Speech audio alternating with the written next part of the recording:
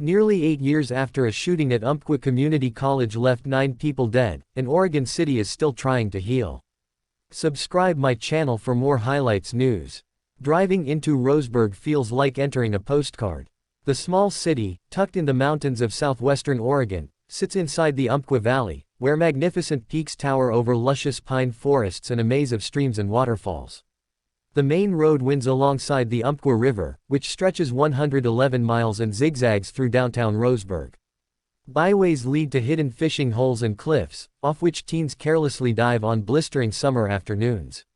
Along the way, flower farms captivate the senses with notes of peonies and lavender. The people of Roseburg are equally charming. They've worked hard to transform their community from an old timber town into a destination for nature lovers, and welcome visitors with open hearts and warm smiles.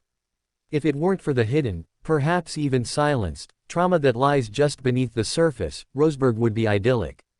In 2015, Roseburg became the backdrop to a mass shooting so heinous and brutal it shattered the community's sense of safety. The slaughter of 9 people at Umpqua Community College exposed vulnerabilities many weren't prepared to face. Communal PTSD permeates this place, says Al Jenkins, who's lived here all his life. Many remain paralyzed by pain, sorrow and fear, even if they don't, or can't, talk about it. It's a feeling shared by communities across the United States that have been traumatized by the scourge of gun violence. The U.S. has experienced more than 3,900 mass shootings since the Umpqua tragedy, according to the Gun Violence Archive. Even in a city as lovely as Roseburg, a massacre can't not change the way you look at things, he says. Some have tried to heal. Others have buried their anguish and refused to stir it up. But nearly 8 years later, the city of Roseburg still lives in its shadow. You see the world in a different way, Jenkins says, when tragedy comes that close. The day that changed everything. Professor Jenny Friedman was in her office preparing for a writing class on the morning of October 1, 2015, when loud bangs suddenly rang out at Umpqua Community College. At first, she thought it was the sound of a science experiment taking place in a nearby classroom. But the rush of frightened students pouring out of Snyder Hall revealed the grim truth. Someone had opened fire in a classroom, and no one was safe. Time appeared to slow down, in contrast to the panicked beating of her heart. A fleeing student ran so fast that he crashed into her office window, falling to the floor before hurrying away. A fellow professor, who was also in the office, closed the blinds and locked the door. The pair hid underneath their desks as the sounds of bullets and screams echoed through the building. It was abject terror. Friedman lost her breath and began shaking uncontrollably. She could hear students begging for their lives. It would happen in bursts, muddled speech, cries for help and then gunfire. Pop, pop, pop. The shooter, a 26-year-old student, was slow and methodical, asking some of the victims personal questions, including their religion, before executing them.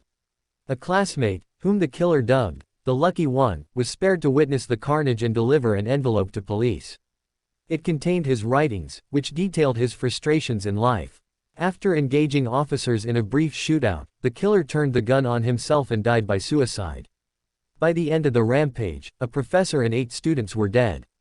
9 students survived, though many of them had serious gunshot wounds to the head, abdomen or limbs. The attack was over in minutes, but the trauma it inflicted would permanently reverberate throughout the Umpqua Valley. As first responders evacuated Friedman from the building, she caught a glimpse of 2 survivors sitting on a bench. I thought they were painted for a football game. I couldn't understand what was on their faces, she says. It's like my mind just could not grasp any of this. They were drenched in blood. The scars that linger, many of them invisible. Years later, physical evidence of the massacre still scars Roseburg, home to some 20,000 people. But you have to look closely to spot it. Faded stickers on cars and businesses read, Roseburg Strong. Homes and the fire station display green metal signs in the shape of Oregon with a heart cutout marking Roseburg. Cinder Hall has been razed and replaced with Tepoita Hall. The name means, to prosper, to be blessed, in Takelma, the language of the local Cow Creek Band of Umpqua tribe of Indians. The community college holds an annual day of remembrance. It also built a permanent memorial on campus overlooking the roaring Umpqua River. 9 illuminated metal globes made from cut-out hearts perch atop stone columns to honor each of the slain. Students often lounge on the stairs leading to the memorial, reading, eating, or lost in silent reflection. Harder to spot are the emotional scars that run throughout the city. Friedman, 56, recalls how quickly her mind unraveled after the shooting. Conversations sounded like gibberish, she says, and suddenly she couldn't remember how to do math. I would be driving and then suddenly be somewhere I had no intention of going, Friedman says. I would make copies of materials for classes, go to class, have no materials, and never find the materials either. I have no idea if I dreamed of making copies, it's still a mystery to me. She returned to Umpqua Community College just 1 week after the shooting but transferred after the school year ended, hoping a change of environment would bring relief.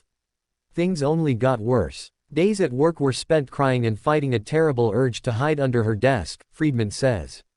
She had panic attacks so severe they ultimately led her to stop teaching for 2 years while she focused on her mental health. Any echoes or loud noises sent me into a panic immediately, she says. I was unable to look anyone in the eye. I had no idea how far from functioning normally I really was and just kept trying to go on. I did not talk about the shooting at all. Memories from the first 3 years are sparse, she says. Her mind has erased moments she wishes she could remember but often reminds her of the ones she desperately wants to forget. Years of therapy have helped fill some of the gaps.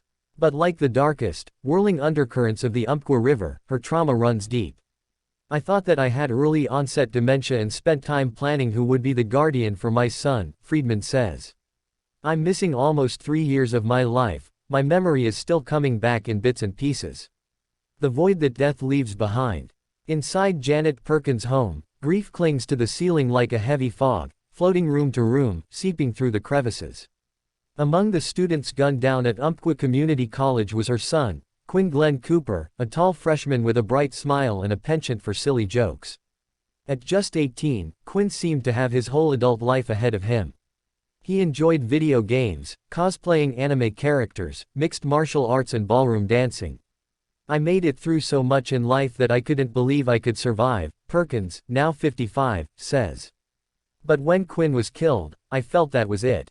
I was so broken I thought I could never be fixed. The void left by Quinn's death has swallowed nearly every inch of Perkins' home, from walls full of photographs to his old bedroom, which she rearranged and painted in a failed attempt to soften the impact of his loss. That's my baby, Perkins says, staring at her favorite photo of Quinn hanging on the brown living room wall. In it, he's wearing boxing gear, smiling with one arm up, ready to hit a punching bag. Alongside it hangs a photo of Perkins sitting on a bench by his grave.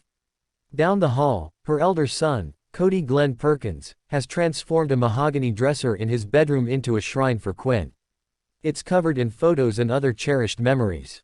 Since Quinn's death, Cody and his mother have struggled with mental and physical health conditions they believe were brought on or exacerbated by grief. They're both in therapy, which is a work in progress, Cody says. You'll have good days, maybe even good weeks, but then you hear something or see something that will remind you of them, and, poof, all that progress is gone, he says. After Quinn died, Perkins lost most of her hair, including her eyebrows and eyelashes. It's only in the past year that they finally started growing back.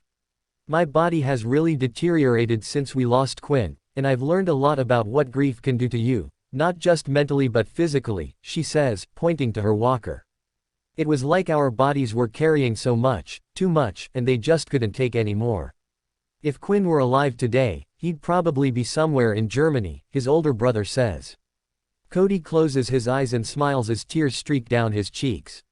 For a blissful moment, he imagines his brother living abroad as he had always dreamed, trying new food, perfecting a foreign language. Yeah, he'd definitely be in Germany, says Cody, now 31, the age gap between the two now only ever widening. As he opens his eyes, the smile disappears. The outpouring of love that soon turned cold. Right after the shooting, the nation's attention turned to Roseburg. Reporters swarmed the city, covering every angle to the story, while politicians and advocacy groups reignited debate over gun control. When then-President Barack Obama arrived to meet with grieving families, protesters lined a street denouncing what they called his anti-gun agenda. Days earlier, he had delivered a statement on the tragedy in which he lamented how routine mass shootings had become in the country and called for stricter gun laws. Meanwhile, the Roseburg community rallied together like never before. Neighbors made signs, hosted fundraisers and took turns checking in on survivors and victims' families. Nearly everyone contributed in their own unique way.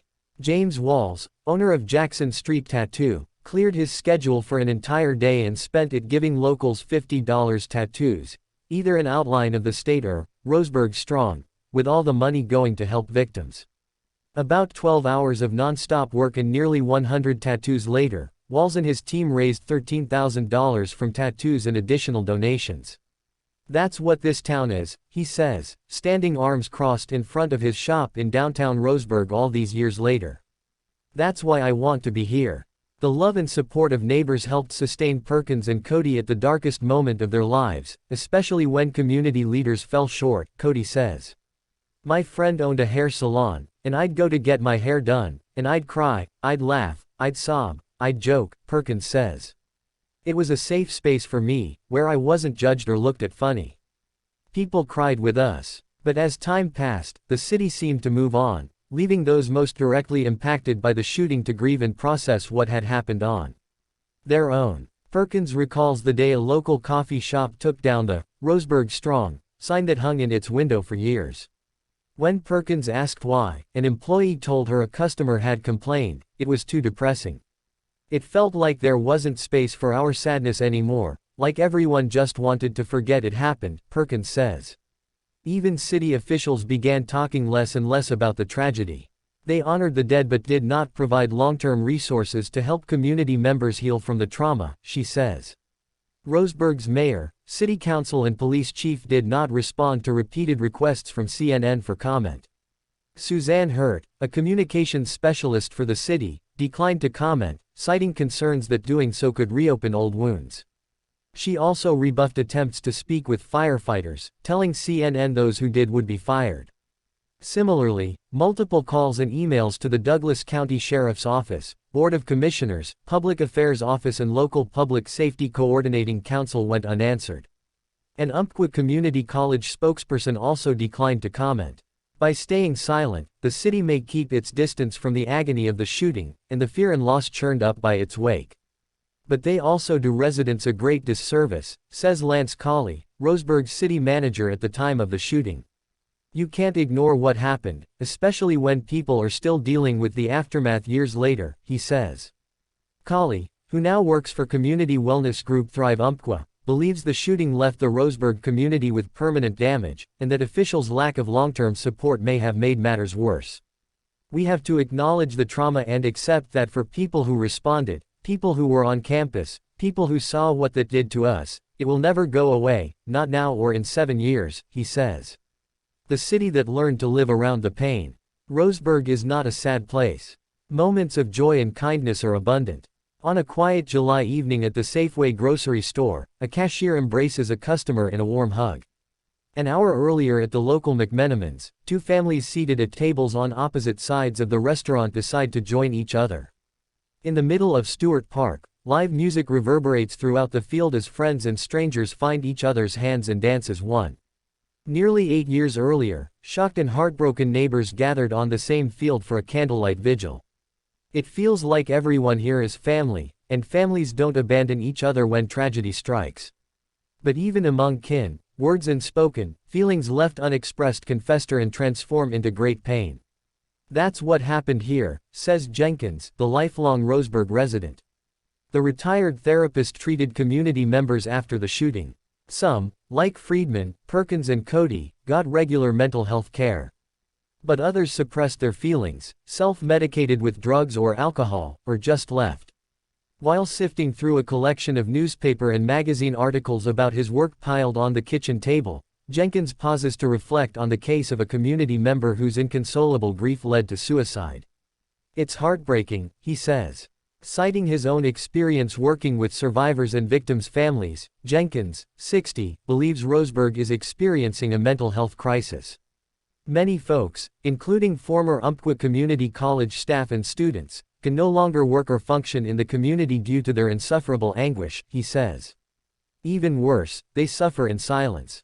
"It's very much a put up or shut up environment," Jenkins says. You're weak if you have to talk to someone about your problems. You're not strong, you're not a man. He attributes that machismo to Roseburg's tough timber town roots and favorite pastimes, including hunting and fishing. It's a community where many people aren't comfortable lying on couches talking to therapists. Local shop owner Janice Quist, 64, says their collective trauma is more complex than that. It's definitely not forgotten, it's not a secret, she offers up, before conceding that most people just don't seem to want to talk about the shooting anymore. Quist, owner of the People's Goods, is teaching her great-niece Montana how to ring up customers on the cash register. The small, quirky shop, located down the street from Jackson Street Tattoo, sells items sourced from local vendors, farmers and artists. Montana, 12, says Quist in her store full of homemade crafts and knick-knacks is the coolest, and wants to follow in her great-aunt's footsteps. Alicia Cutts, her mom, stands close by watching with a smile on her face.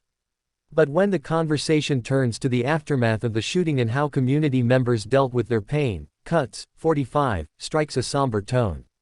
It was very traumatic, she says, adding that the city still hasn't fully healed. It's especially difficult to move on when every new mass shooting forces the community to relive its trauma, Cutts adds, tears welling in her eyes. Recent attacks, like those in Parkland, Florida, Uvalde, Texas, and Buffalo, New York, are a sad, ugly reminder of what it did to us. Noticing tears, Montana shuffles over to her mom's side and takes her by the hand. The time passes, but the shadows remain. Across town, on the stairs of the Umpqua Community College Memorial, Amadeus Perrotta sits eating a bowl of Campbell's soup and staring into the mighty Umpqua River. Most students are home for the summer, but he's on campus to register for the fall semester.